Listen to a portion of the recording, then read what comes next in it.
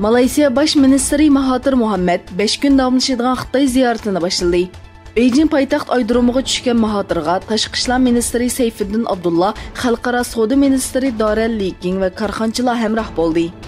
Baş ministerlik ishxonasi e'lon qilgan bayonotda aytilishicha, Malayziya rahbari bugun tunji bo'lib 2-chi navbatlik bir balvoq bir yo'l munbiriga qatnashadi. Mahathir o'tgan yili bosh ministr bo'lgandan keyin Xitoy shirkatiga huddiga bergan Sharqi qirg'oq temir yo'li qurilishini to'xtatib qo'yishi va Sharqi Turkistonga kishilik huquq tajovuzchiligini tanqid qilishi ikki davlat munosabatida surkilish paydo qilgan edi.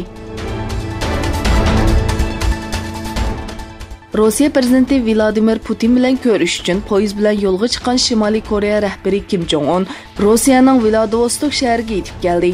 O Rossiya 24 kanalining ziyoratini qabul qilganda, ziyaratining foydali va muvaffaqiyatli bo'lishini bildirib, Putin bilan bo'lgan uchrashishimizda Koreya yarim oroli masalasini va ikki davlat munosabatlarini muzokara qilamiz dedi.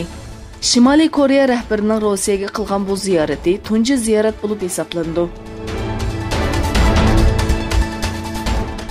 O'zbekiston, Turkiya va Pokiston qurolli qismlari qatnashgan 2019 o'rtoqlik qalqini nomli harbiy manevr O'zbekistonda boshlandi. Jizzax viloyatining Forish rayonida 3 davlat armiyalari qatnashgan manevrning ichilish murosimi o'tkazildi. Murosimda qatnashuvchilarga turkcha va urducha xitob qilgan O'zbekiston muavin bosh shtab boshlig'i Shuhrat Ikromov turk askarlarini ot-yurt deb ko'rdigan bu zaminda qarshi olganligidan mamnun bo'lganligini bildirdi. Ve ortak manevrning 3 davlat orasidagi kuchayayotgan harbiy hamkorlikning namoyandasi ekanligini aytdi.